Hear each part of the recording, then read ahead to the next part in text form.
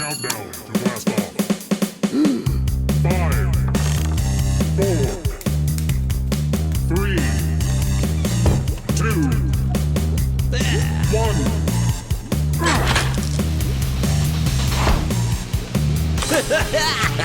Welcome to Lord Blood-Rah's Wrackin Theater.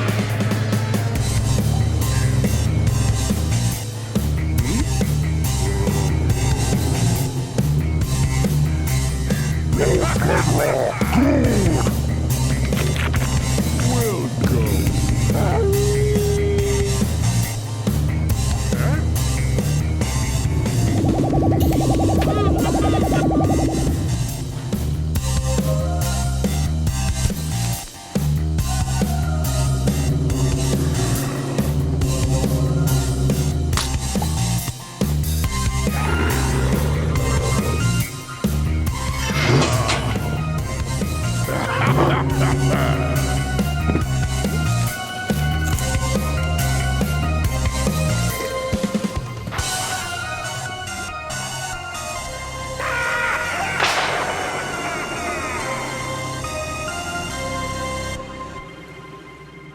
My lords and ladies, geeks, geekarellas, geekulas, and geekeritas, I am Lord Blood-Rah, and this is Lord Blood-Rah's Nerve-Wrackin Theater. Bogs, marshes, swampland, home to gators, snakes, and all forms of deadly creatures, including jealous husbands, dynamite-crazy doctors, and 2 guys in rubber suits. Ha ha! Tonight, it's the soggy 1959 schlocker Attack of the Giant Leeches. Now, an interesting fact, the screenplay for Attack of the Giant Leeches was written by well-known character actor Leo Gordon, best known for playing heavies and villains in westerns and a lot of 1950s and 60s TV. Now, he was also quite a prolific screenwriter. Let's see, he wrote 21 episodes of the television series Adam 12 from the 70s, as well as episodes of Bonanza, Hawaiian Eye, and Maverick.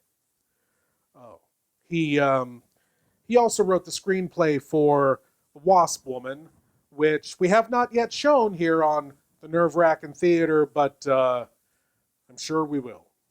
It's inevitable. But now, my lords and ladies, let us watch 2 giant, slimy bloodsuckers wreak havoc in the Florida Everglades. It had to be Florida, right? Here is Attack of the Giant Leeches.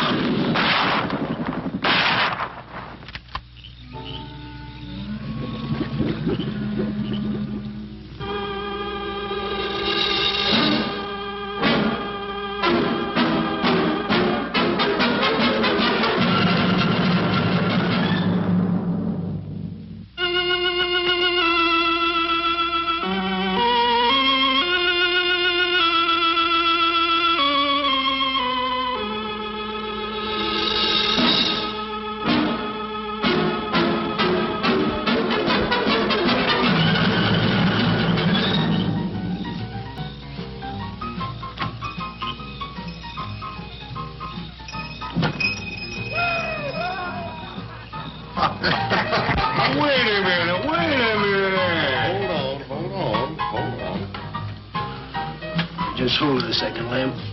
Liz? You hear me, girl?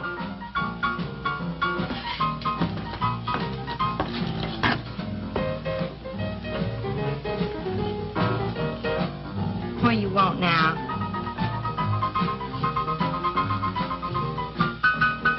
You gotta play that thing so loud. It come out like this, Fur. Oh, don't bother me. Liz. Someday I'm gonna give that she-cat a whopping she's been asking for. Sure you will, Dave. Bring the law down to her. Let her know who wears the pants around here. Be back in a minute. Any whooping's done back there, I'll lay you a jug.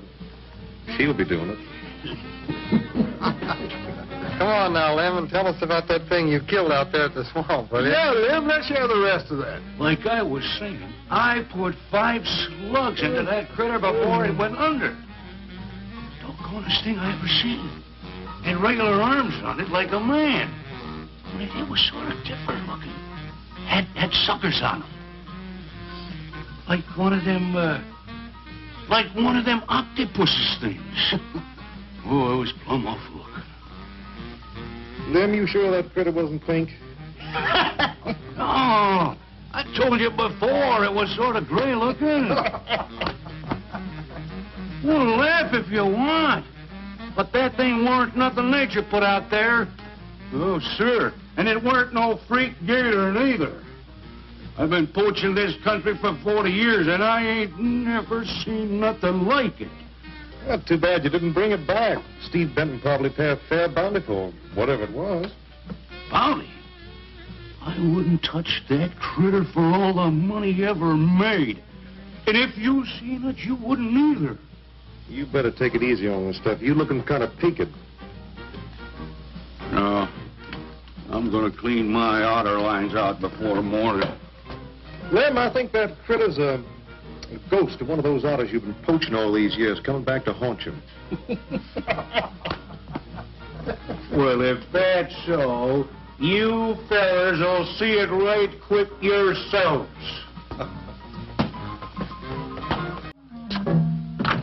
Look, it's not like I want to be mean or anything like that, Liz, baby. But I got a reputation around here.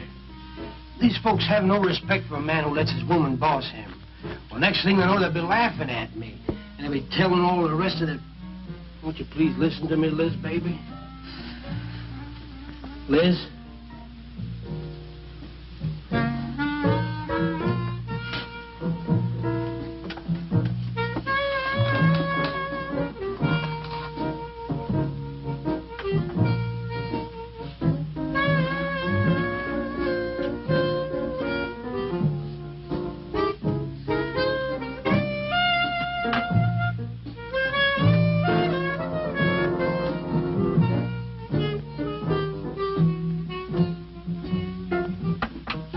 Looking at me like that. I'll look at you any way I want. You're my wife.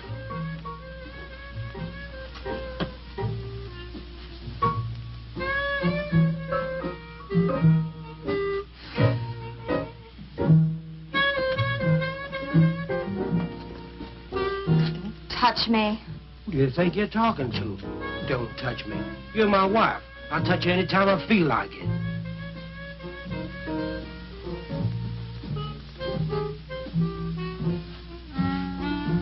Where you going? Where you going? I'm going out. Maybe I'll be back. Maybe I won't. Liz, baby, I didn't mean nothing.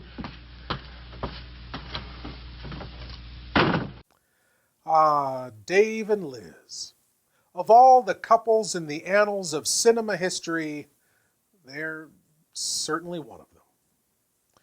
You know, an attack from a giant leech could really only improve their relationship.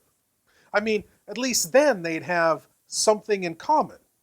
You know, both being sucked on by giant leeches. It's a conversation starter, and then maybe they could use that to open up to each other about their true feelings. So, any of you folks out there having marital problems, don't bother going to a marriage counselor. Just go out and get yourself a couple of giant leeches and let them suck away on you and your spouse. Then, before you're completely drained of blood, maybe you and your loved one can find some solutions together. Just a helpful hint from Lord Blood-Rah. Lord Blood-Rah's Nerve-Wrackin' Theater is made possible by Lord Blood-Rah's Patreon supporters. For more information and to gain access to exclusive content, go to patreon.com/Lord Blood-Rah.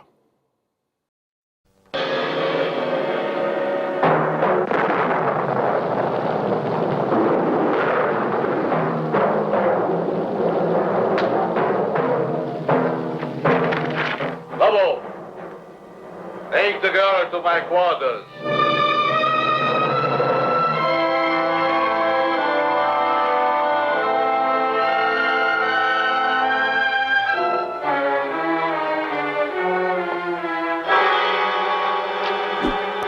Janet's car? Yeah.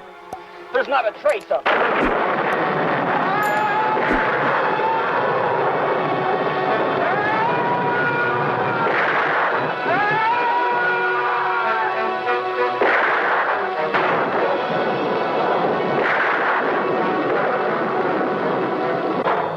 Let me loose. Do you hear me? You will be soon as big as a giant. Or, like all the others, dead.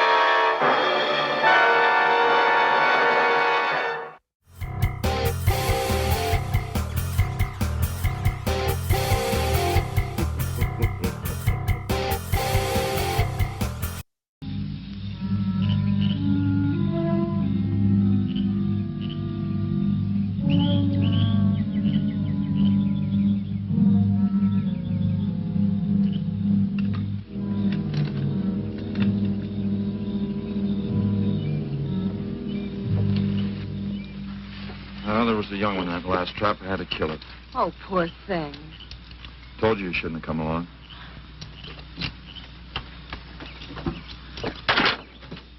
Well, I can understand hunting an animal, but making it suffer in those traps, it's horrible. Well, these poachers know the swamps like the back of their hands. But I'll catch one of them in the act some night and put him away for 6 months. Meantime, I'll have to be satisfied confiscating their trap lines. If you lose enough traps, it won't pay them to keep trying. Well, be careful, darling. These people aren't like other folks. You know, they'll try and get back at you. Let them try. Steve, you're a stranger here. They've lived this way for generations. One man isn't going to change them overnight. You're a real worrywart. Oh, I'm serious, Steve. They can be dangerous. Okay, I'll be careful. You just stop worrying.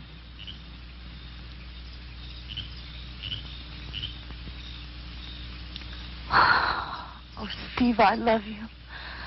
I love you so much.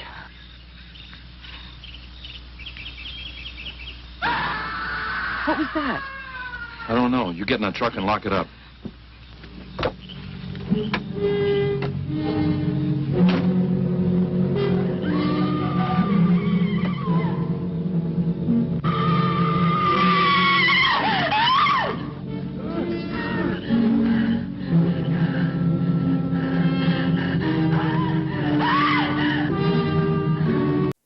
Gun safety tip number 1. When comforting a screaming woman, do not point a gun in her face.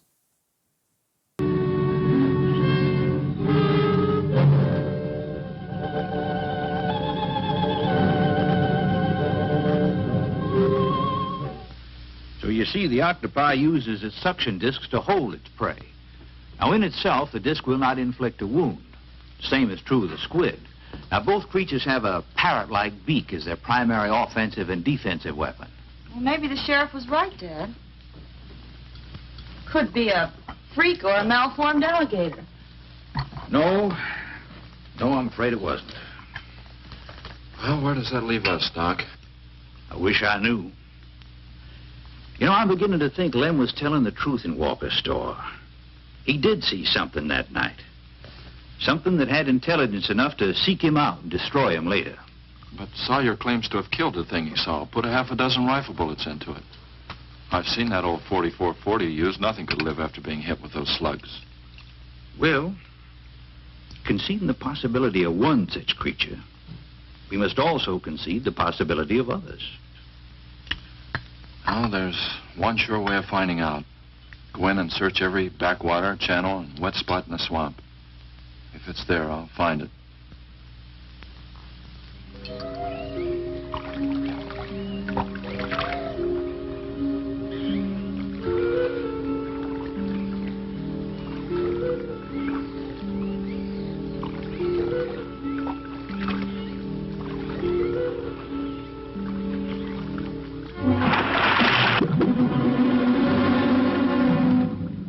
Did you hear something? Yes?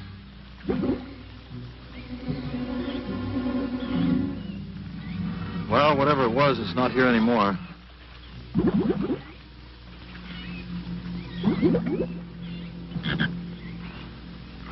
Do you want some coffee? Yeah, thanks, hon. An army could hide in here and never be noticed. Well, one did. What? The Seminoles under Osceola in the 1830s. Took the U.S. Army 2 years to round them up. Oh, I remember reading about Osceola in high school. 2 years. You've only been at it 2 days and I feel worn out. Well, you might as well keep on looking around.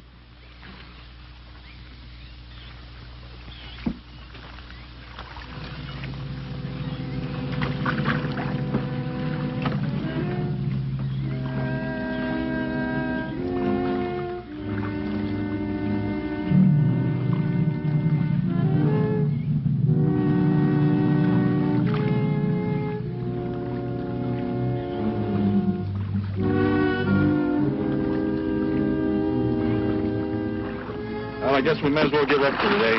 Well, you won't get any argument from me.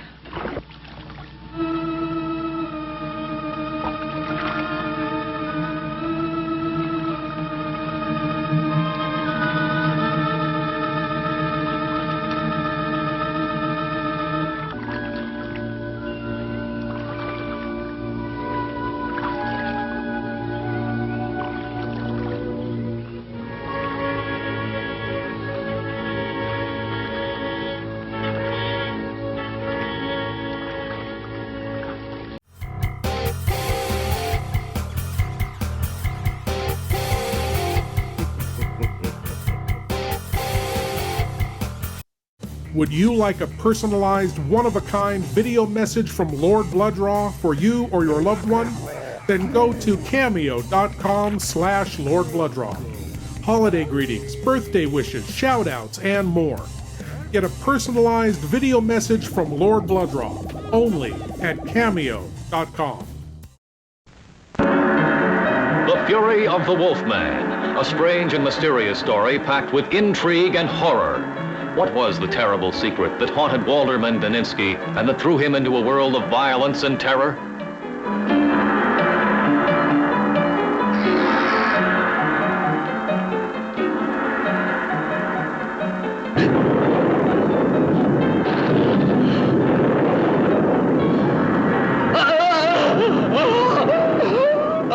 The Fury of the Wolfman. This is the story of a haunted man, a life bewildered by mystery and horror. And nothing could keep Dr. Ellman away from using even grave tombs for her horrible experiments. Don't worry. His mind is dominated.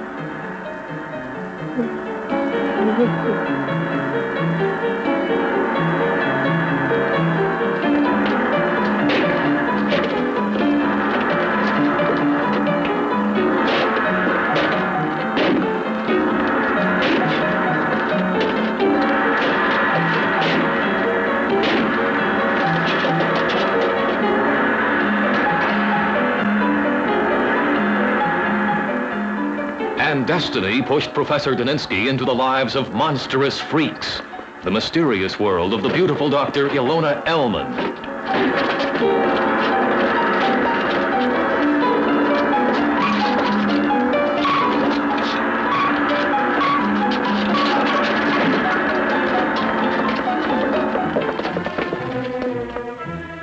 A wild battle in a world full of gruesome violence and horror, a world of the lowest passions. This is the story of a man who changed into a wild beast. There's something strange. What are you going to do now? I want you to listen carefully to this, Daninsky.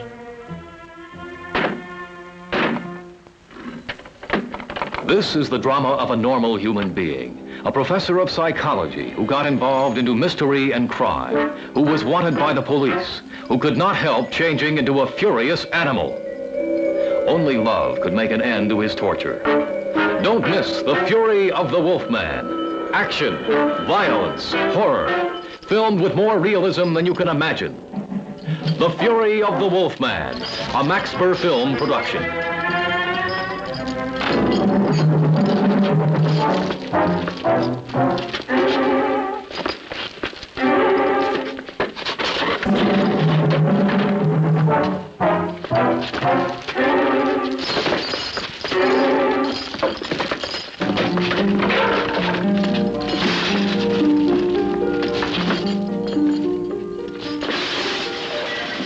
Starring Paul Naski, Perla Cristal, Veronica Lujan, and Michael Rivers.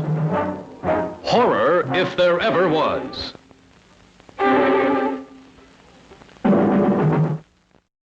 As we return to Attack of the Giant Leeches, the game warden and his gal are out hunting the behemoth bloodsuckers, and our lovebirds, Dave and Liz, take time out of their hectic schedule to have a little heart-to-heart.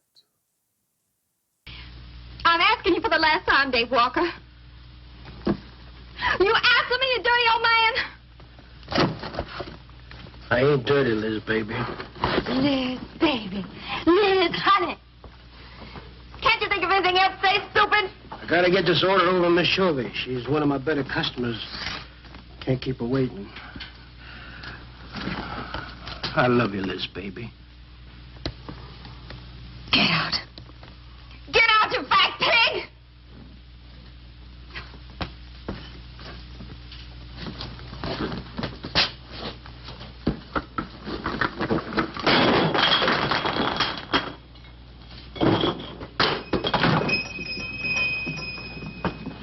You, have some trouble, Dave?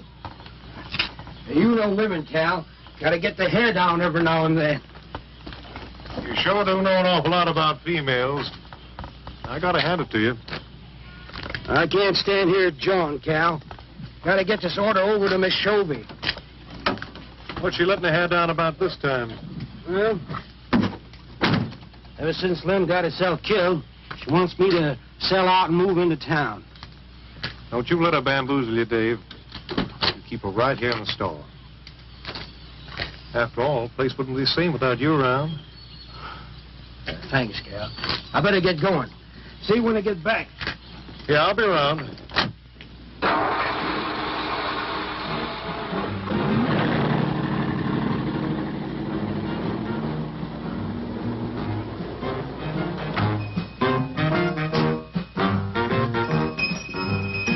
Liz, baby.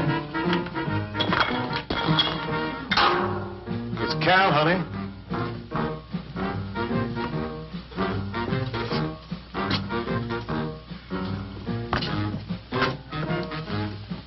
You want something, Cal? I sure do, honey.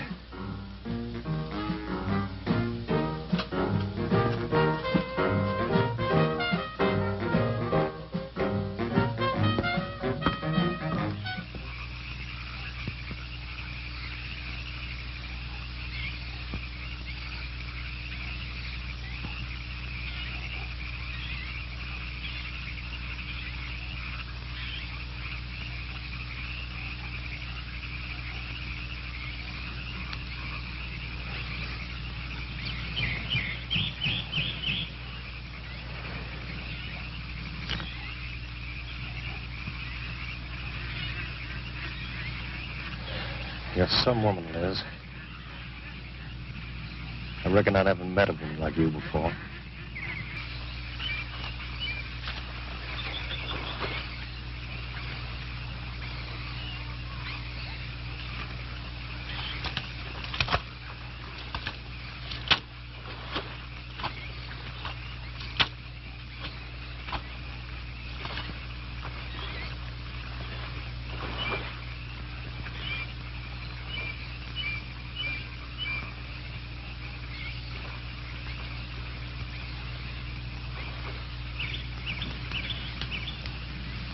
First husband was a no-good bum. Couldn't keep a job more than a week. Used to get lushed up, come home beat up on me. He must have been a prize pig. One night he tried to hold up a gas station. He was so drunk he couldn't even run. They caught him less than a mile away. He got sent up. I got a divorce. It's rough. After 3 years working in a lousy beanery, I was ready for the first guy that said a nice word to me. It was Dave. That's it.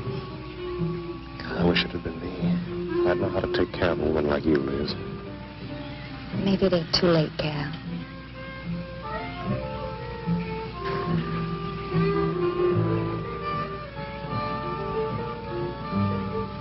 You're wrong, woman. It's too late for the both of you. Get up. Come on, get up. Now, look, Dave, I know what you're thinking, but... I got double large shot in this here thing. You got 2 seconds before I pull the trigger. No point getting riled, Dave. Wasn't my fault, but she's been pestering me for months to take her out. Sure, Cal. I understand. Get her up so I can get a better look at the line, little tramp. Come on, get her up. Come on, get up. Cal, no. No, he'd kill me. He'd kill me.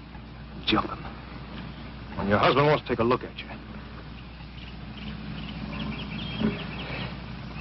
You walk all the way, Dave? One more step and I'll blow you plumb in two. Get over there. Now, David, ain't as bad as you think. Shut up! Tramp. What are you going to do? You'll find out soon enough. Dave, you put down that gun before I get mad and make you eat it. You go ahead and try it, Cal. Go right ahead and try it. Move! Move!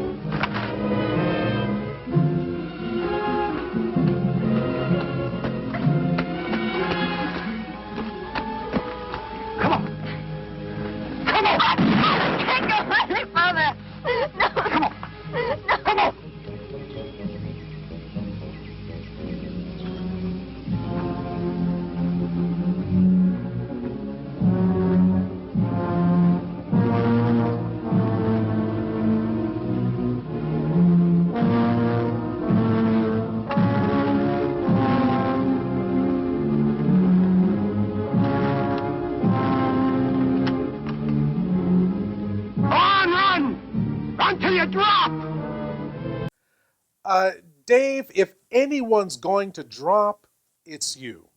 I mean, look, I'm not in the best shape myself, but I'm just saying, a guy your size, hot, humid swamp, you're already upset. Look, I think the best thing you could do is pop an aspirin, have a seat on a stump, and rethink this whole running through the swamps thing before you seriously regret those half-dozen pork chops you had for dinner last night. Just saying. of old-time radio horror.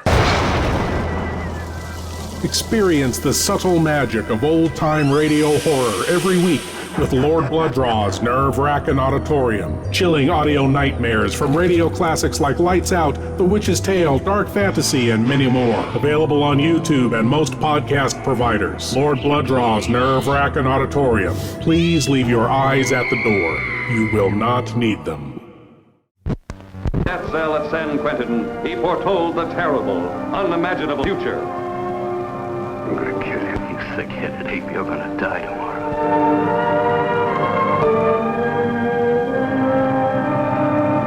Indestructible, because the scientific experiment that brought him back from death made his skin as tough as armor and released every killer's instinct stored up in his demented mind. Spawn of science, he begins an irresistible campaign of vengeance, terrorizing the men whose lying testimony had sent him to the gas chamber, torturing the burlesque dancer who once had loved him and now wanted to divert him from his path of hate. You're free to go, Mr. Lowell. Once out on those streets and I'm a dead man. If you let me go, you'll be responsible for murder. You know the butcher threatened to kill me.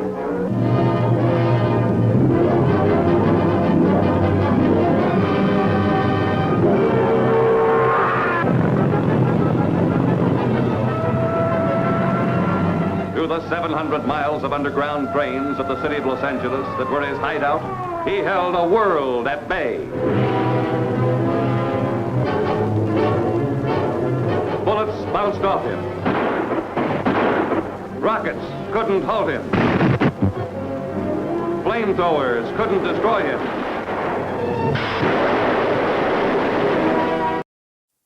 As we return to Attack of the Giant Leeches, Dave chases his wife and her lover through the swamps. Will he catch up to the unfaithful couple, or will they outrun him? Or will the Leeches have something to say about it?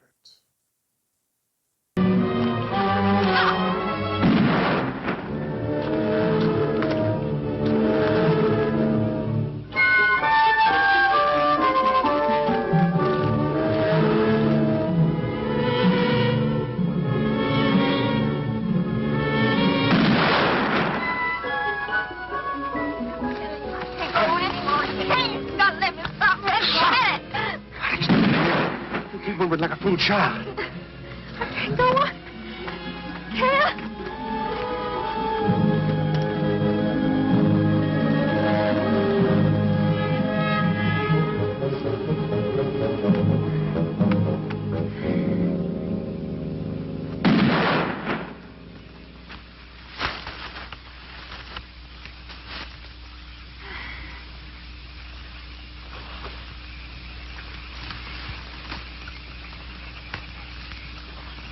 Come on, keep going. Dave, please, you gotta listen. It wasn't my fault, honest. She kept playing up to me every time you turned your back. It wasn't my fault. You call yourself a man. You and your muscles. Shut up, you tramp! If it wasn't for you, I wouldn't be in this fix. And my old friend Dave wouldn't be doing this thing to me. It's all your fault. Get going. But Dave, we've been friends. We've been friends a long time, Dave. You wouldn't kill an old friend, Dave. If you don't move, I'll kill you where you stand. But Dave. Brave, big man.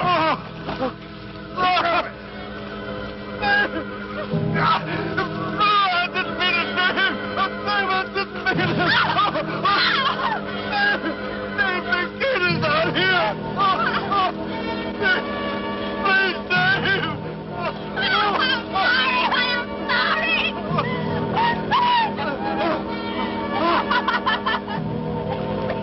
sorry. honey. I'm sorry, Dave. I'm sorry. I didn't mean it. I'm sorry.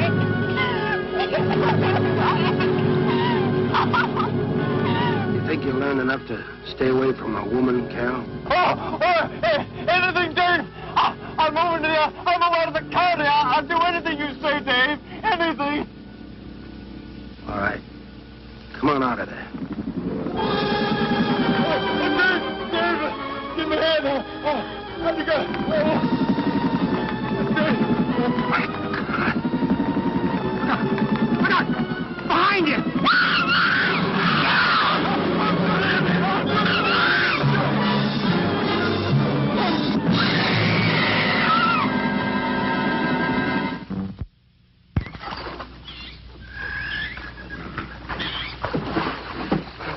There ain't nothing down here, Sheriff. Well, I'm getting tired of this. Come on in, boys. Well, if there was any bodies out there, we'd have found them. I want some straight answers, Walker. And don't give me any more of that crud about monsters, either. Where'd you hide them after you killed them? I told you the truth, Sheriff. I didn't kill them. I just wanted to scare them good. I loved my Liz. I wouldn't do anything to hurt her. I loved her. Sure. You loved her. That's why you chased her through the swamp with a shotgun. Come on, Walker. Where'd you hide the bodies? Won't you believe me?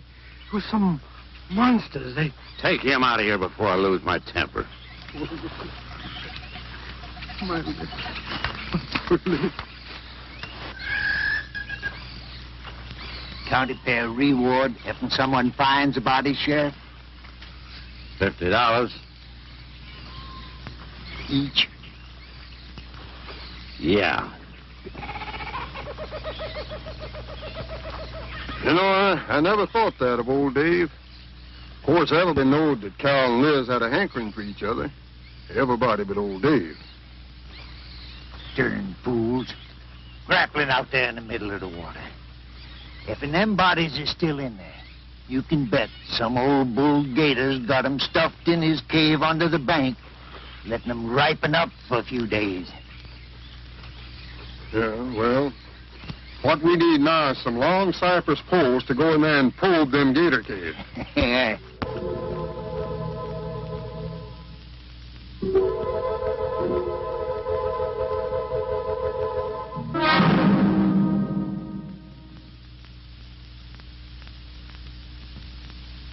I'm sorry, Doc, I can't do it. I'll have to do it myself. Wouldn't want to have to arrest you, Doc, but I will if I find you near the preserve with any explosives. Steve. Sorry, Nan, that's the way it's got to be. Steve's right, Nan. It's his job to protect wildlife. What about human life? 3 people have been killed in that game preserve. Doesn't that mean anything to you? Nan, try to understand. If I could be sure something in the swamp was responsible for those deaths, I wouldn't hesitate a minute. We've been together the last 3 days. We didn't see a trace of anything unusual.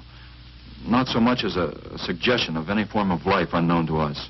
Steve, something killed those people. All right, I'll admit Sawyer's death left a lot of questions unanswered. But you can bet your bottom dollar the other 2 died from Dave Walker's shotgun.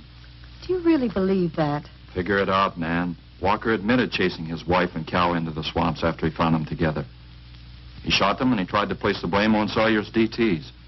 If Sawyer had told of seeing purple giraffes with polka dot tails, Walker would have claimed they did it. There's one argument against that, Steve. Dave Walker wasn't the kind of a man to hang himself, not even with 2 murder charges against him. I talked with Dave less than an hour before he killed himself. That man was in a state of shock. I've seen frightened men before, terrified men. But I've never seen anything to compare with the horror and the fear in Walker's eyes. Well, he realized what he'd done. He'd killed 2 people, one his wife. Oh, look, Doc, Nan and I were all over that swamp. And why didn't these monsters attack us? I've been thinking about that. They're probably night creatures. They can't stand the light and they stay down near the bottom during the day. A small charge would stun them, bring them to the surface. Can't buy it, Doc. You're pig-headed, Steve Benton. Stubborn and pig-headed. You just don't understand, do you?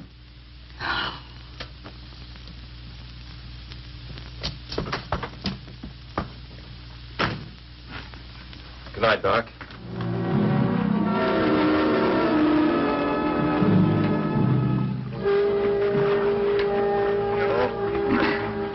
Just can't figure old Dave out. If you was caught like Cal, what would you do? I hadn't thought of that. Right over there in them reeds is where that big one used to be. Yeah. Caught some good catfish in that hole.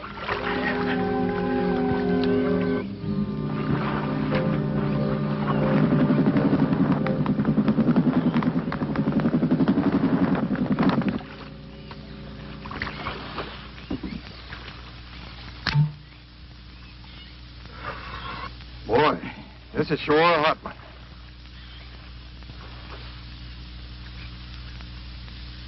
Right unseasonable.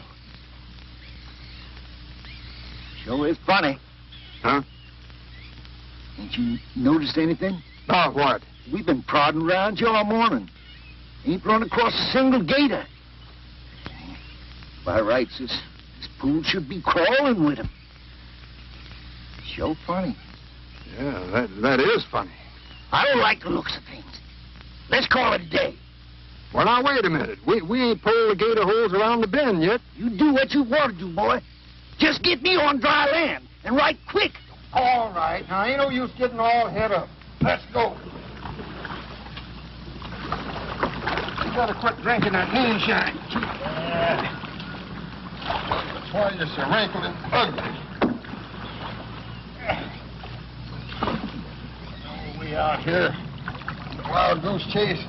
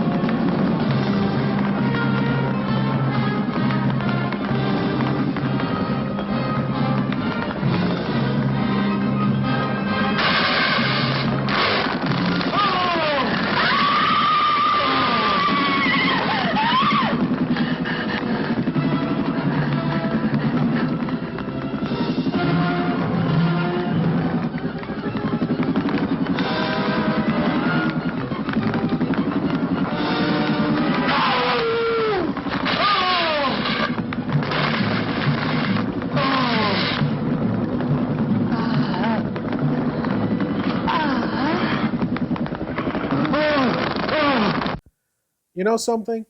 After that last scene, I have a whole new respect for these giant leeches. They don't just attack their victims and drain them of their blood all at once. No. They store them away in a cave and feed on them slowly. Make them last.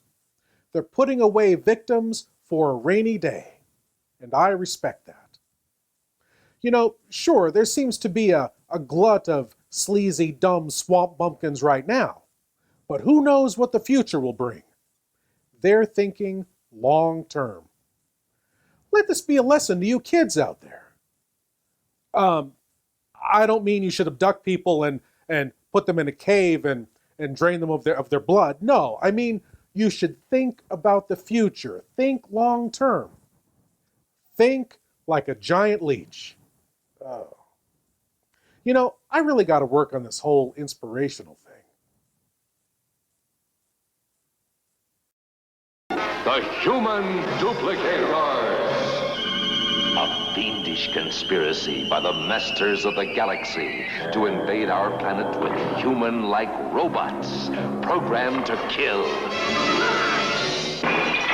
Yes, Mr. Martin. Androids. Superhuman robots.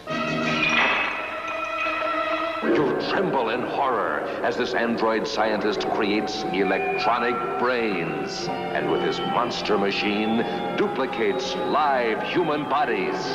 Do you have any human emotion. Ardent lovers become mortal enemies when one is duplicated and ordered to hate, to murder.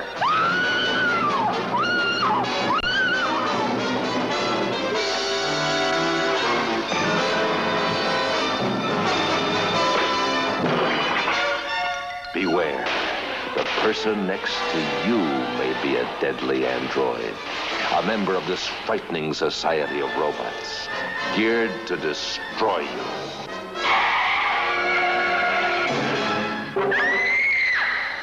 Beware of these cruel, heartless machines they call androids. You'll freeze with fear as you enter the cold world of the living dead, where terror dwells and horror waits for you. The Human Duplicators.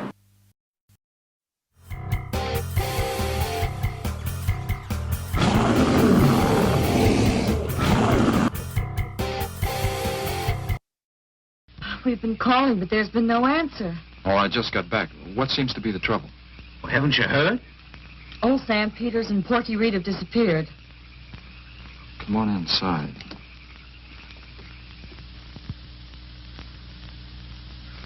You know, Clovis, nothing would please him more than to have all the swamp people disappear.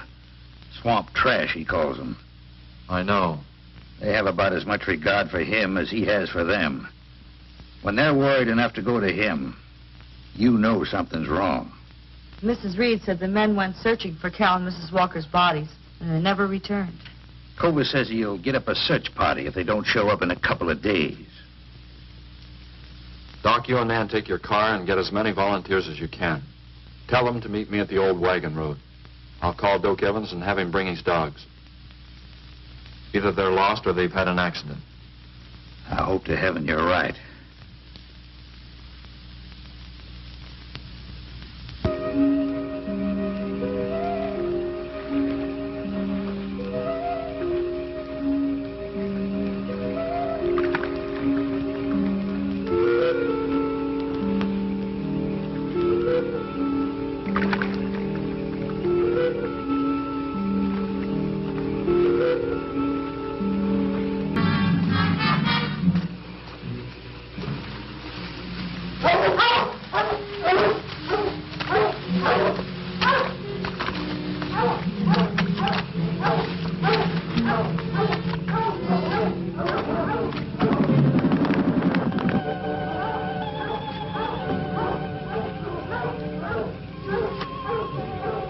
Well, they picked up the scent anyway.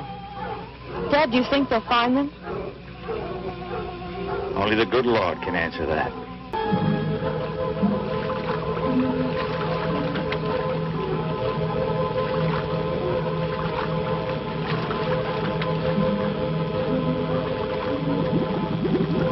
All clear. It's clear over here.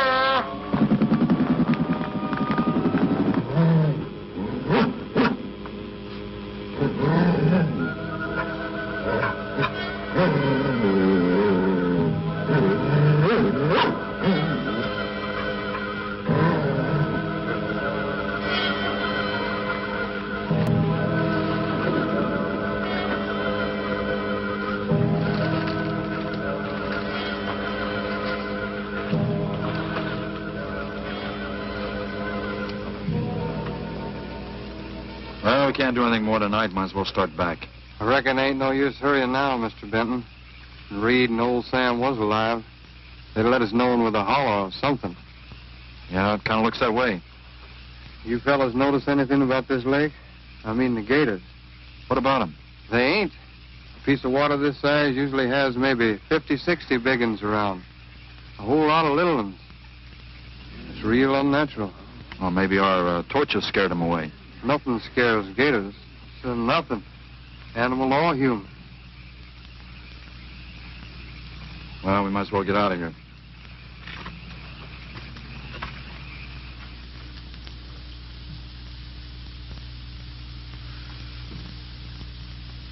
You got something in mind, Steve? I keep thinking what Evans said about the gators. Nothing scares them, animal or human. And yet something made them leave. Maybe a mineral contamination. Guess I better run some water samples. Come on, you two. Drink your coffee. And supposing there is no contamination?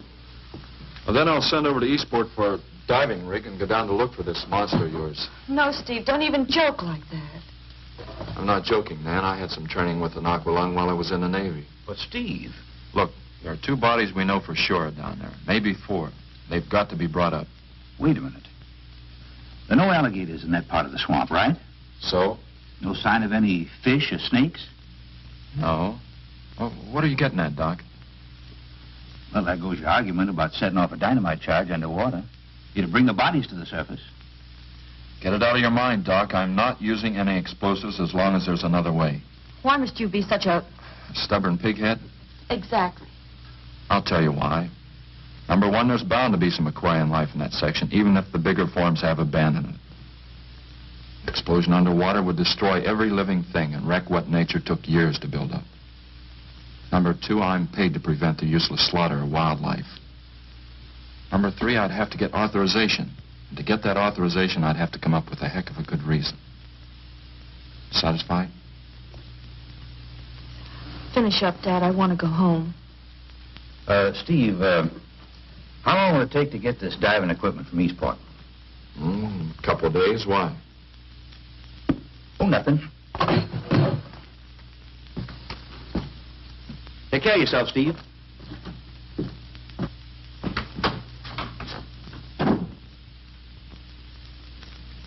Well, here's hoping. Dad, can't you throw the dynamite in from here? No, I want to get it out into the middle, in the deepest part.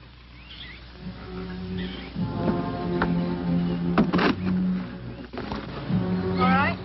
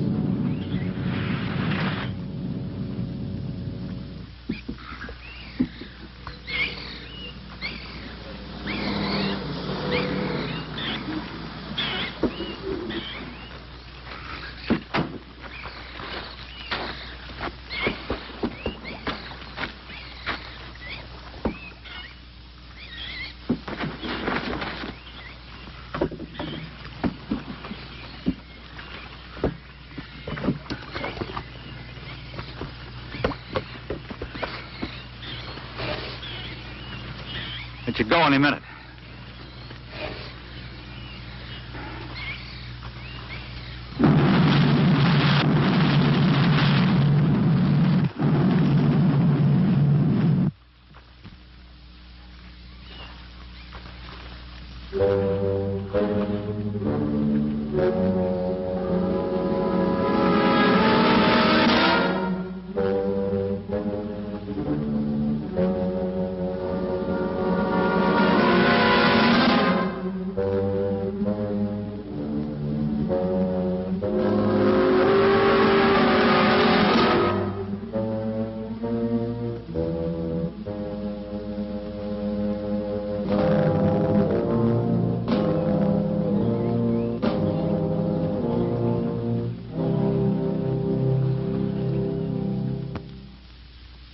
I just can't figure it out. Walker's wife, why didn't her body come to the surface? I don't know. I think I better walk over to the coroner's office. What's the matter, Mr. Benton? You feel awkward about arresting my father in his own home? I warned him I'd arrest him if he used dynamite. It's nice of you. Well, the autopsy should be over by now.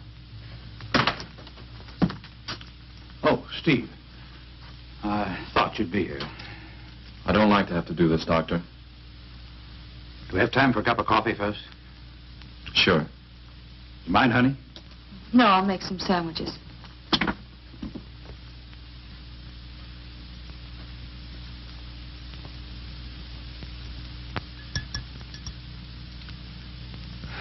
One thing is certain, for all the good it'll do now. Dave Walker didn't shoot Cal. I just come from the autopsies. Covers tried to keep me out. But I told him I'd raise a stink they'd smell all the way to the Capitol if he did. Well, what killed them, Doc? Not drowning. And Cal wasn't shot either. Every drop of blood was drained out of their bodies.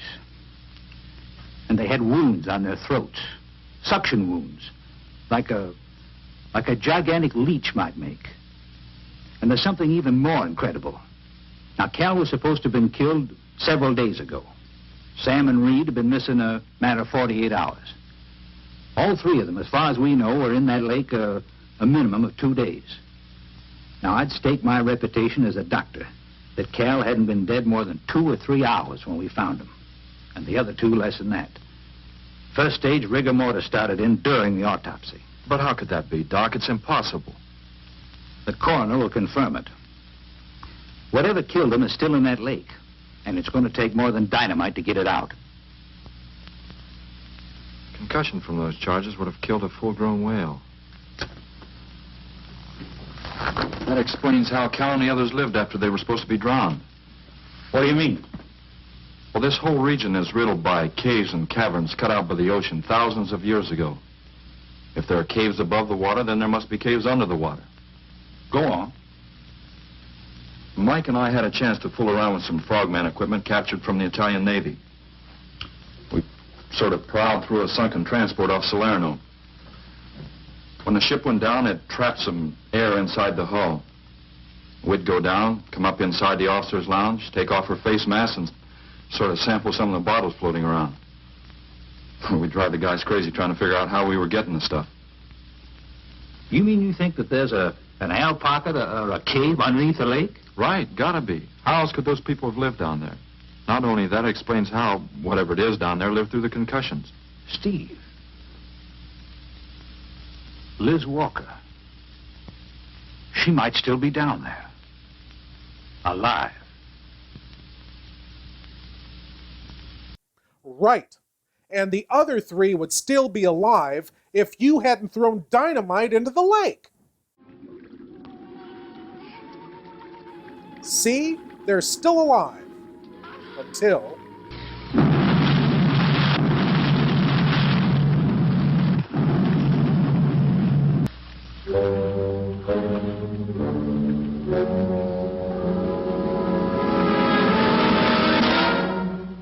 Great job, Doc.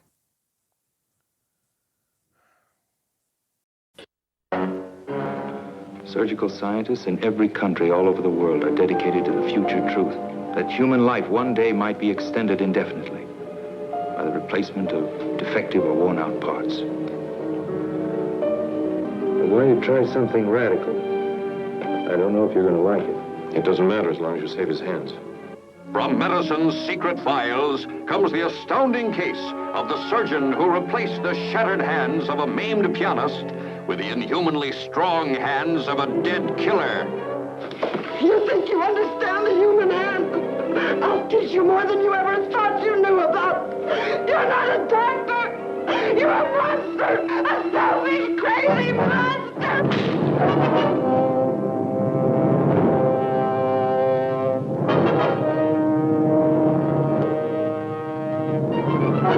I was my hands. They were my life. Now I'm carrying the life of someone I know nothing about. Then you must learn again, or you will have no life. Hands of a stranger that he could no longer control. Hands of a stranger with a primitive urge to kill. Hands of a stranger reaching for the soft flesh of the girl he loved.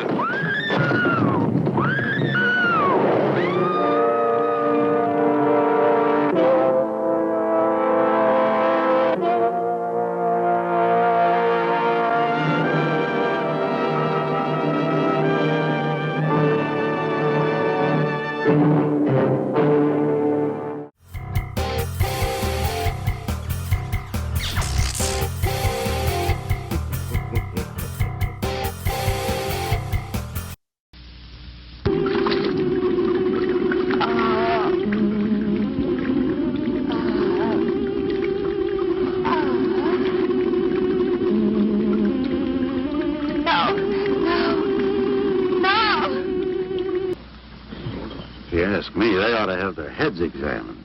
Giant leeches. Well, I'm willing to bet a month's pay they don't come up with nothing more than excuses. He's crazy. Him, the doc, and his brat, too. Just wait till I get on the phone to the Capitol. I'll guarantee somebody will wish they'd kept their nose out of other people's business. I'll guarantee that. Let's go, Mike. Steve. Be careful, please. Don't worry, Mike will be ready if anything goes wrong. Don't worry about Steve. Now, if you were going after Barracuda, you might have a tiny bit to worry about.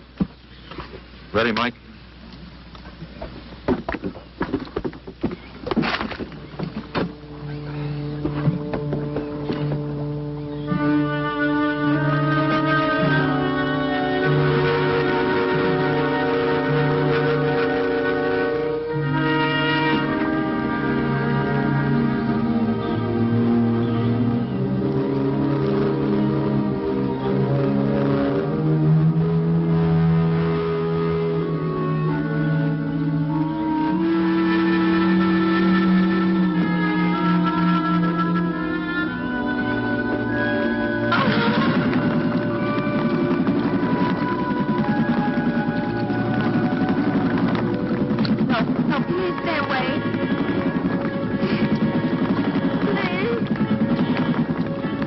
Not exactly inviting, is it?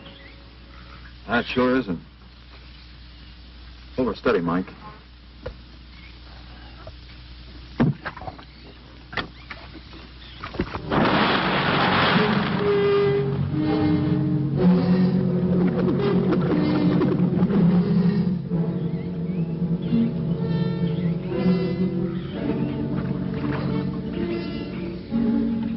It'll stop anything up to a tiger shark.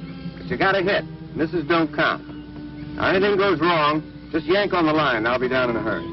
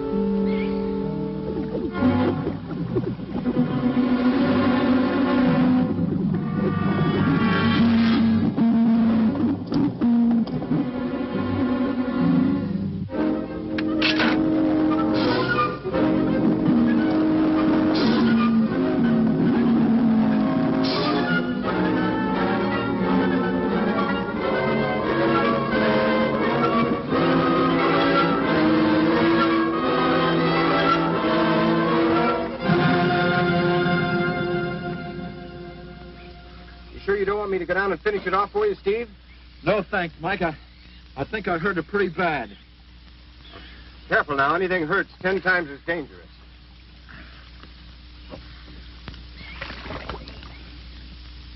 He's wounded it. He's going to finish it off. Does he have to go under again? He's got to make sure, honey.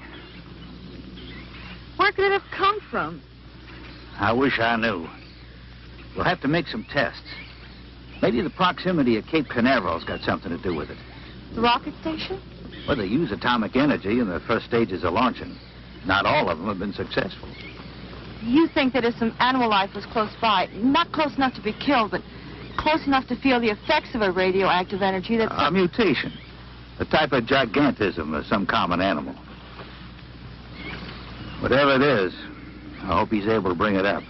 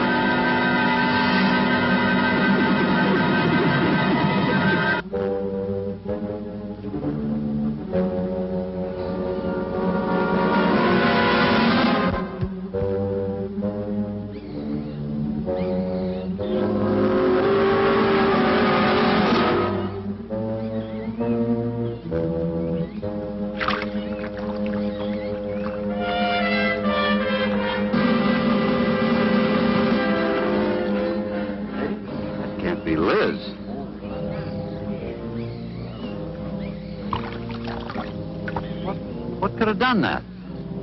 Look at her face.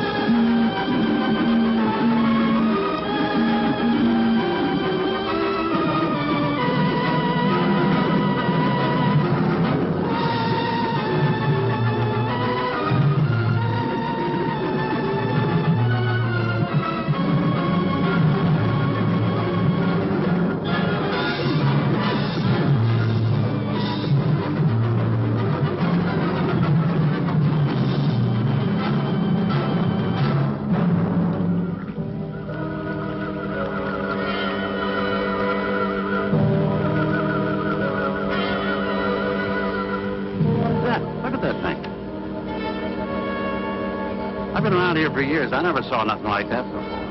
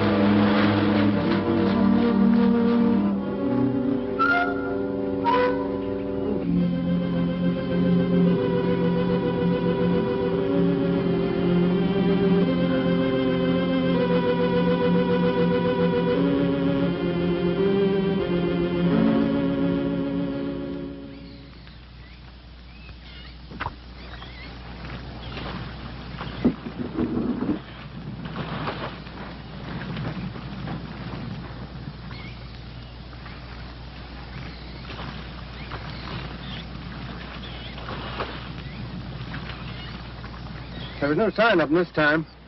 They must be licking their wounds. You sure you used enough stuff to do the job, Mike? I used 100 sticks of 40%. Ought to blow the bottom right out. All right, let her go. Oh, no. I've done enough of your dirty work. Help yourself.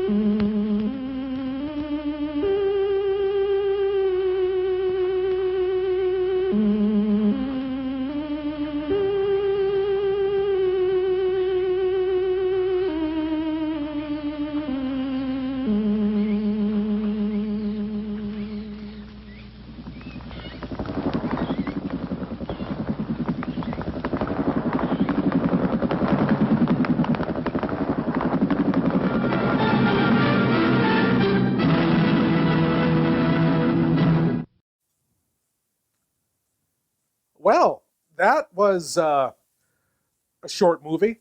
We'll be right back after this with more something.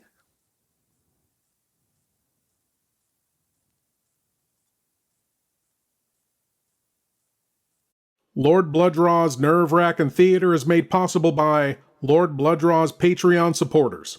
For more information and to gain access to exclusive content, go to patreon.com/Lord Blood-Rah.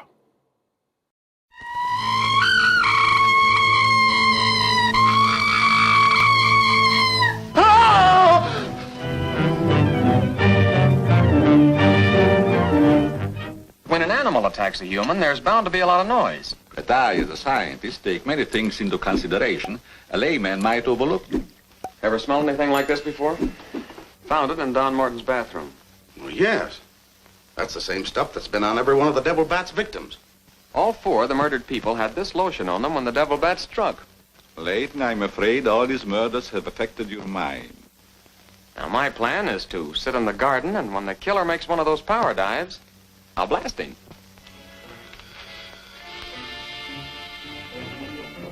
Tonight you have work to do.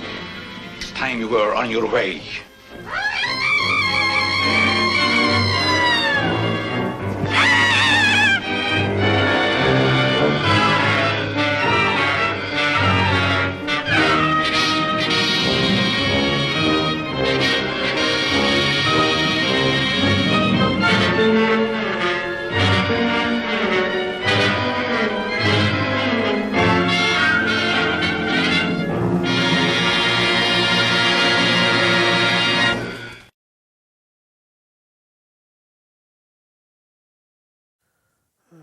Short movies are going to kill me.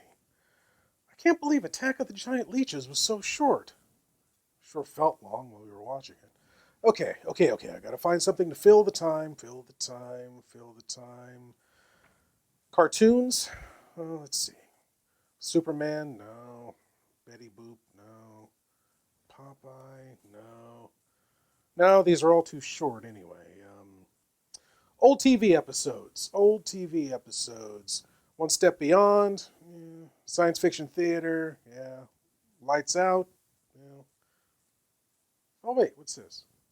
Captain Zero. This 1950s children's television series follows the adventures of a time traveler and his young companion and their adventures through history. Well, that sounds familiar. Let's see. Episode 10, Captain Zero meets Blackbeard the Pirate. Okay. Oh, most importantly, certified public domain. Yes, okay. So, Captain Zero meets Blackbeard the Pirate. Now, I've got to write a clever segue between Attack of the Giant Leeches and Captain Zero meets Blackbeard the Pirate. Aha! My lords and ladies. Here's Captain Zero meets Blackbeard the Pirate.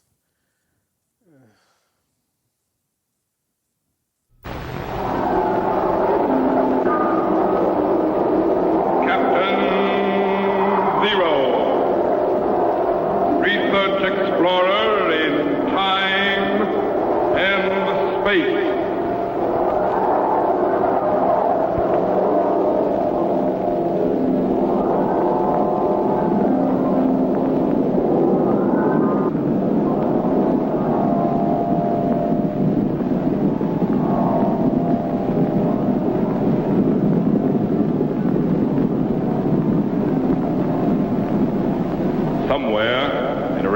Uncharted region of the planet called Earth stands the laboratory of Captain Zero. In this secret location, known only to a few in the outside world, Captain Zero and his associates experiment in time and space to learn from the past, to plan for the future.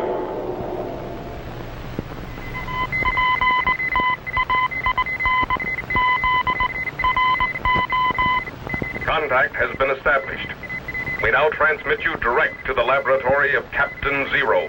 Please stand by.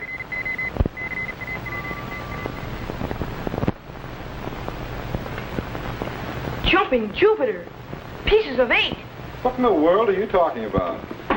Captain? Yeah? Could I have the rest of the day off? Well, if you... Would you materialize me to Mulberry Island off the east coast of the United States? Well, if you really... Wonderful! Thanks, Captain. I'll go get some equipment. Jet, wait! Now what?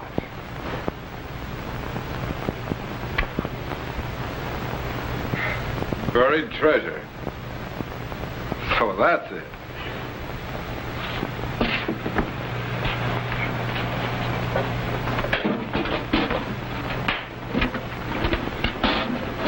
I'm all set, Captain. All set for what? To dig for pirate treasure. But what's the bucket for? Well, our crew wouldn't let me have any barrels, and I have to have something to carry the gold pieces in. Look, Jet, pirate treasure isn't just lying around in the sand waiting for you to scoop it into a bucket or a barrel.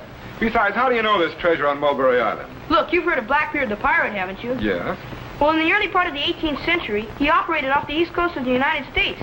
He sunk ships right and left and captured a huge amount of treasure. Well, I know, but that... People searched the island of Ocracoke, where Blackbeard lived, and found nothing but a few gold coins. Some silver bars have been discovered on the Isle of Shoals off the coast of New Hampshire, and some bars and coins have been dug up on the islands of Smutty Nose and Londoner. But the really big treasure has never been found. So? It's on the island of Mulberry, Captain, off the coast of Maryland. How do you know? Because if I were a pirate, that's where I'd bury it. Jet, even if there is treasure on Mulberry Island, what makes you think you could find it? With this mine detector, I can find anything. Okay. Hop into the chamber, but leave the bucket. I'm sure we can figure out a way to get the treasure in here after you find it. Yes, sir. Stand by to materialize. Oh, Captain. Yes? You'd better have somebody clean out the vault. We're going to need plenty of room. Stand by, Jet.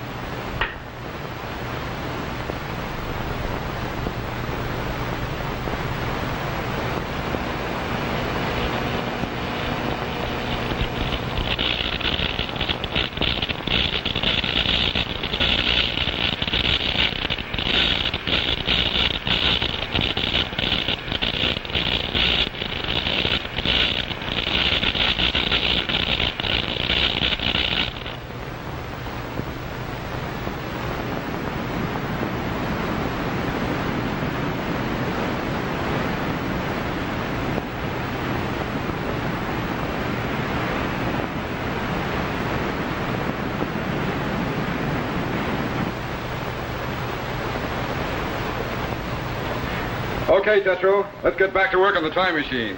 Did you materialize Jet to Mulberry Island? Yes, he's combing the beach right now with his mine detector. Do you think he'll get anything? Sure. Sand, sunburn, and blisters, but there's no stopping him now.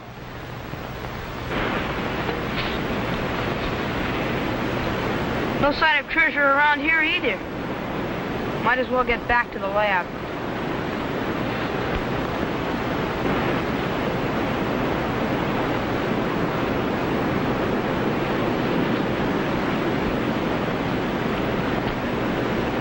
Man, someone sure lost his head over something.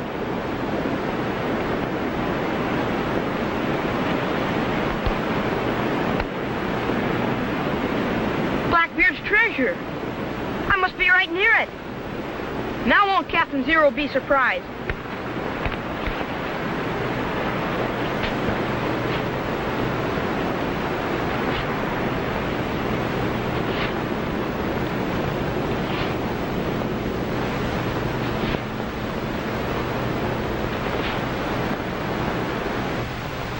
All right, Tetro. Stand by to check the power output on the time machine. Yes, sir. Bring up the amps very slowly to 10 million. Right. Check pentacycle. 47.877. Increase amperage to 20 million and check voltage. Right. Captain, resistors are heating up. Open the solenoids and cut the resistance on the pentacycle. Yes, sir. Tetro, main switch shorted out. We're going back into time. Cut the trilotron. Hurry! Yes, sir. Power's off, Captain. How do we stand? Time machine projected back into the year 1718 before I could stop it. Stand by to repair it once. I'll be right down. Yes, sir.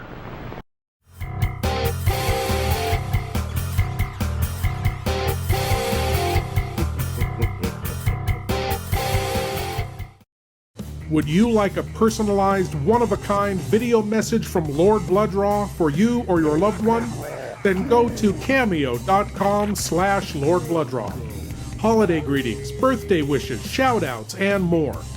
Get a personalized video message from Lord Blood-Rah, only at cameo.com.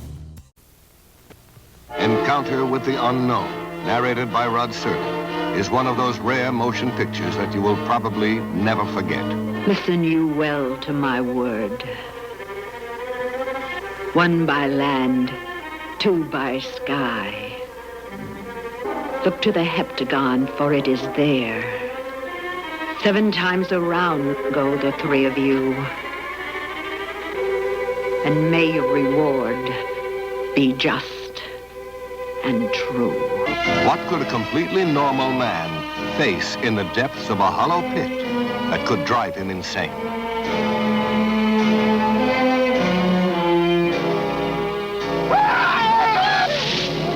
Can a young woman return from death to haunt her parents for decades? If you like the truly mysterious, be sure to see Encounter with the Unknown, a really remarkable film that brings you some true, bizarre, and inexplicable events. An exciting, mysterious movie narrated by Rod Serling, Encounter with the Unknown, a picture you don't want to miss.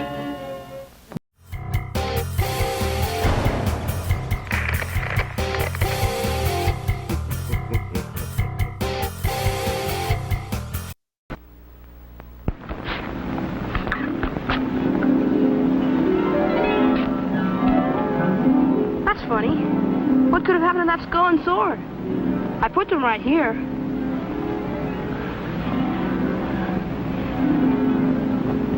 Sure got cold.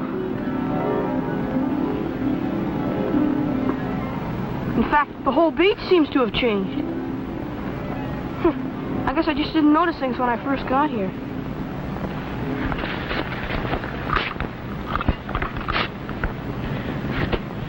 Man, I wonder how far down that treasure is.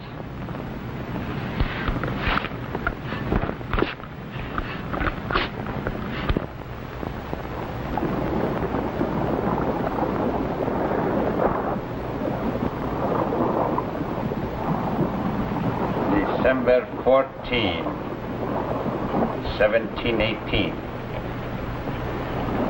Sunk the Protestant Caesar of Boston with all hands aboard. A good day's work, eh, Richards? Aye, but not many ships escape us if there's treasure aboard. Nor many of their crew. Too bad so few of them can swim. It ain't easy to stay afloat, Blackbeard, when one is already full of oil. Aye, that was a good fight. But they'd be no match for Blackbeard. It is a beautiful sight against the sky, watching a ship burn to the water's edge. And it's many a more beautiful sight you'll see before the Queen Anne's Revenge lowers her flag. From South Carolina to Maryland, the sea is ours, and any place else if we wish. But what of the booty, Blackbeard? The men'll be wanting their share. Aye, and they'll get it. Those that are left when we divide it. But the fewer the men, the bigger the share. I like your logic, Blackbeard.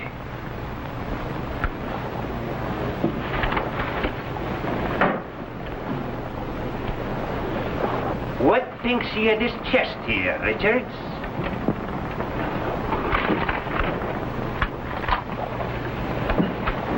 Aye, there's something about it too that I like. Methinks 'twould be a pity to split it with the crew. Wealth is the root of evil, you know. You're right, Blackbeard. We must give a wee bit of thought to their souls. Methinks we should bury this chest on Mulberry Isle, and later return, just ye and me. A noble thought, Blackbeard. For the sake of the crew, we'll suffer the evils of wealth alone. Hold. Go ready the boat. We'll take this ashore to the other side of the island, other side of the ship. Just we two. Just we two. Aye.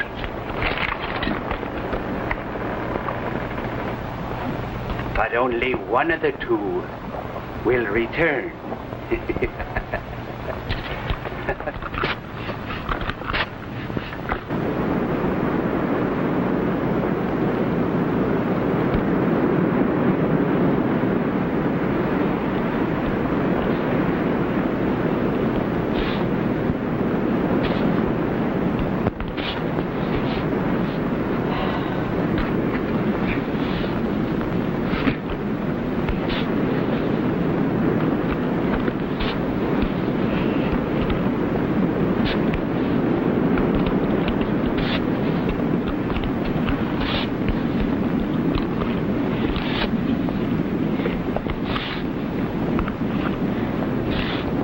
That bait deep enough, laddie.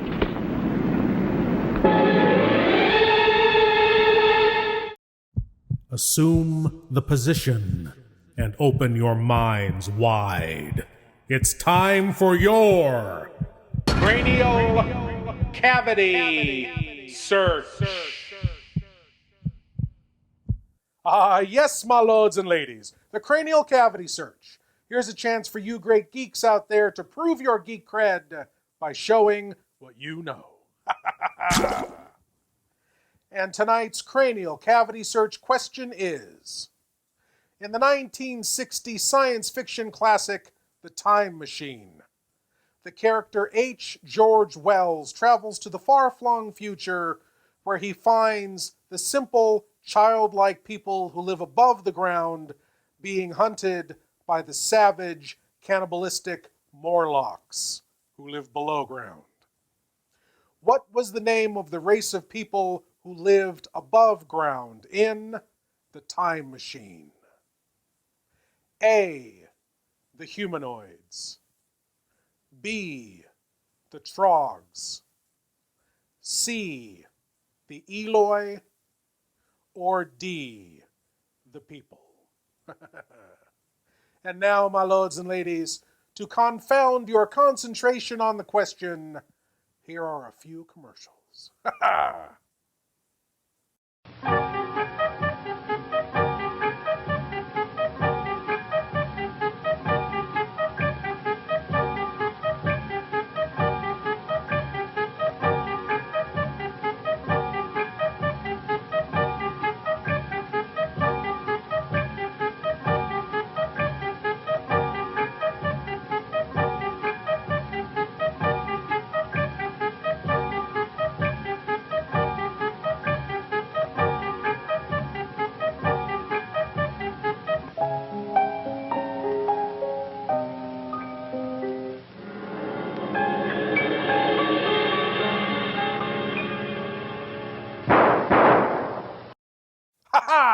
And the answer to tonight's cranial cavity search question: what was the name of the race of people who lived above ground in The Time Machine?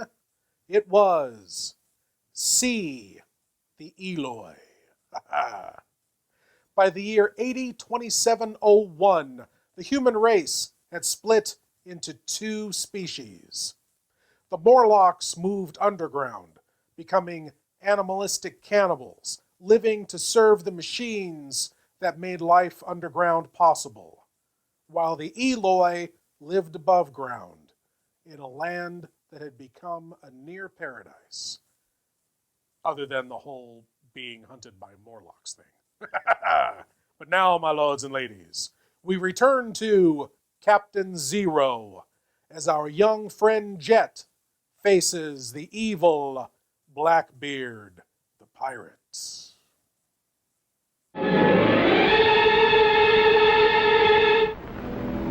Captain! Captain, is it? And where might be this captain you're calling? Well, he's at... What a strange-looking scupper you be. And warped and head, no doubt. What be you doing on Mulberry Isle? A dinner hole in the sand. I was looking for buried treasure. Oh? And who might be a burying treasure here? Blackbeard, the pirate. You hear that, Richards? Blackbeard the pirate might be a burying treasure here. And how did you come about this bit of news? Well, I saw it on a... You've been listening aboard me ship, eh? But 'tis a mite early be.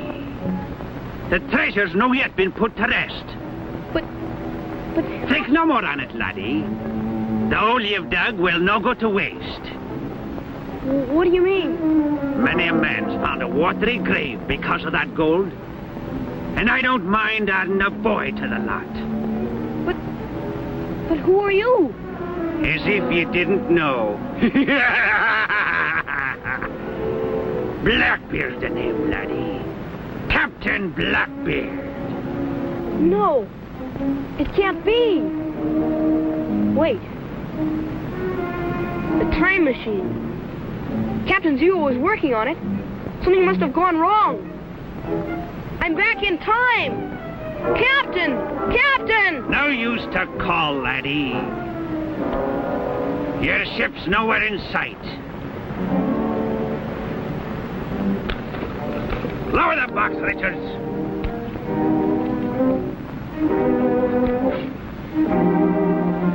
And leave plenty of room for the boy. Hey! Captain! All right, laddie. Dead men tell no tales. And the same applies to ye. And if it's prayers you want to say, I'll give you a line or two. Captain! Captain Zero! All right, laddie. Your time's up. Into the hole you go. Captain!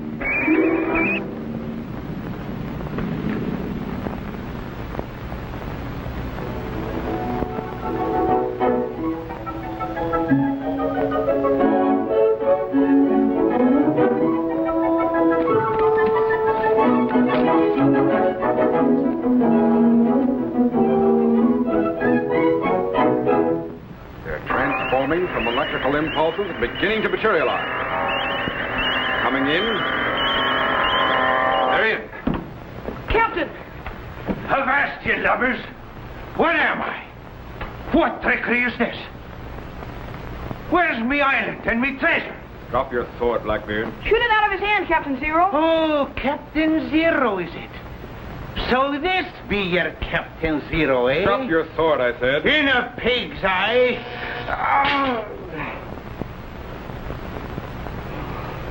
Now put your guns on the console here. It's magic, it is. Magic of the devil himself. Put down your guns. Aye. But I wouldn't harm you, or the boy here. It was all a joke. Sit down, Blackbeard. Aye. I've heard quite a bit about your jokes, Edward Teach. How do you know my real name? I know quite a bit about you and your ruthless plundering of ships on the Spanish Main and the coast of America. Well, now, that's putting it a bit strong, Captain. Oh, mayhap I have taken a vessel or three, and a man or two may have fallen in the way of me cutlass. But gold is where you find it, sir, and can only be had for the taking. Yes, like the time you marooned your own men on a desert island while you sailed off with their share of the treasure. Aye, that was a good one. The joke was on them for sure. You should have heard them screeching and cursing in the sand. Their faces black with rage. One day the joke may be on you, Blackbeard. Let the day come. He as has the upper hand uses it. Ow, me hand! You're lucky it isn't your head. All right, Jet. Stand by to materialize him back where he came from. Wait! I knows a good man when I sees one. Out ye and the lad here like to throw it with me on the Queen Anne's Revenge. With ye at the guns and me at the wheel, nary a ship could escape us. We'd be loaded with treasure in the blink of an eye. No thanks. Talk to him, laddie. Think of the life on the sea. High adventure and gold for the taking. Golly, it does sound sort of exciting. Aye, laddie, it is, it is. Come on, let's get to me ship.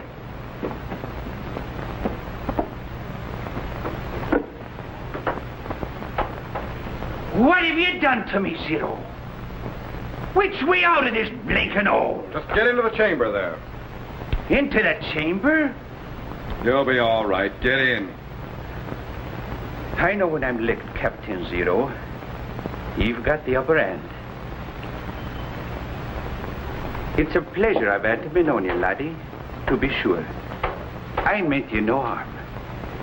And just to prove that old Blackbeard's got a heart of gold, here's a piece of 8 for you. All for your very own. Gosh, thanks. Stay back! Drop your gun, Captain Zero. His blade be sharp and his throat is soft. If you so much as touch him with that knife, I'll blow off the top of your head. I need no head to wield a knife. Now, Captain Zero, you can use your magic machine to put me back on me ship. But just to make sure I get there, the boy goes too. Okay, Blackbeard, but remember what I said. If you harm... Have no fear, Captain Zero. I'll not harm him. Me head may not be pretty, but I wouldn't care to lose it. Just put me back aboard me ship like you said you would, and the boy goes free. Now, laddie, in you go. Don't worry, Jet. I'll pick you up in a few minutes.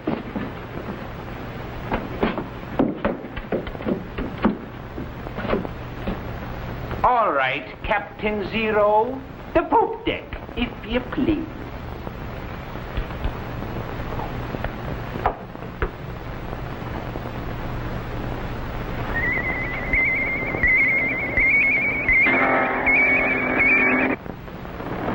Good riddance. Now I'm in command of the ship, and Blackbeard's share of the treasure is mine. Too bad you're no longer with us, Blackbeard, so I could laugh in your ugly face. You can, Richards. You can.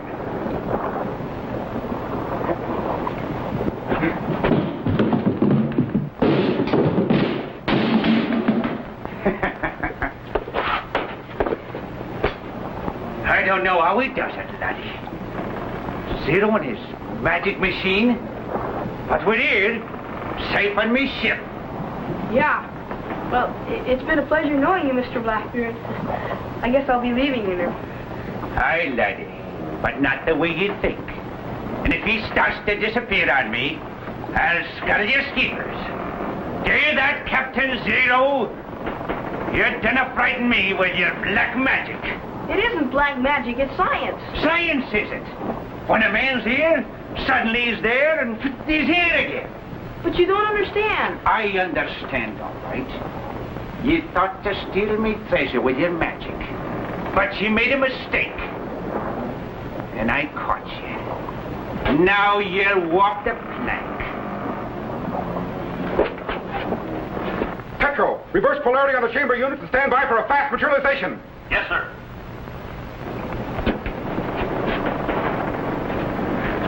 I'm keeping me word, laddie. I told Captain Zero I'd free ye as soon as me feet hit the deck. You're as free as a breeze, me bucko. You can walk as far as you like. And you'd better start moving or a ball in the back will help you. Captain Zero! Captain! All right, Tetro, throw the switch. Captain, we can't materialize. The polarity reactor's fused. Keep moving, laddie. Captain! Keep moving, laddie.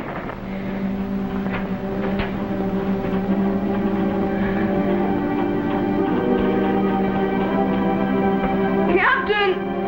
Keep moving, laddie.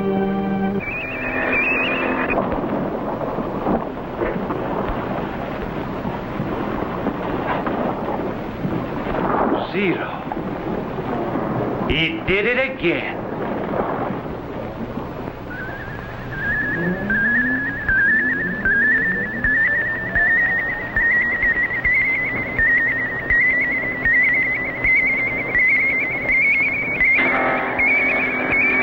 Jet! Boy. Are you all right? Yeah, I guess so. In fact, you caught me before I even hit the water. Good. But we've still got a score to settle with Blackbeard. He promised me he'd let you go free. I know. Reactivate the view screen back to Mulberry Island. I want to find out if that treasure chest is still there. Yes, sir.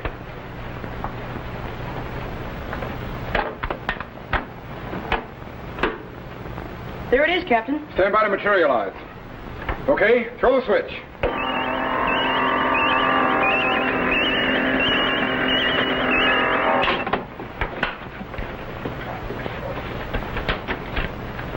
Boy, Blackbeard certainly ain't going to be mad when he finds this gone. He isn't going to find it gone, Jet. At least me treasure's safe on the island, far from the eyes of me crew.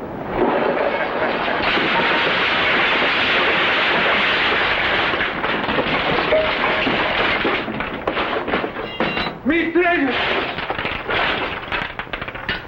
Zero, you blasted wizard! If I ever get me hands on you.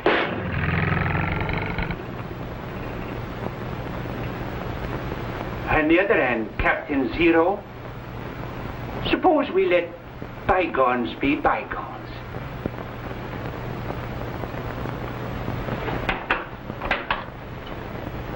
Well, we cleaned out the vault, Jet, but it's still empty. That's right. I didn't get Blackbeard's treasure. But I did get a piece of 8.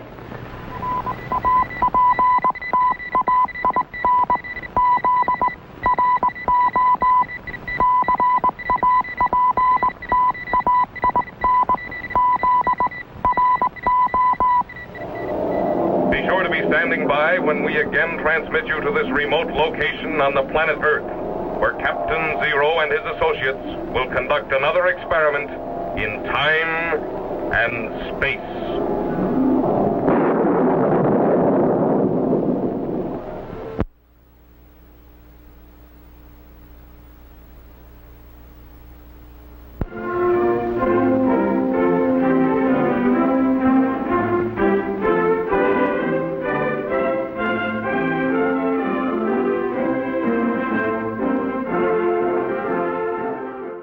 And so Captain Zero teaches Blackbeard the pirate a lesson.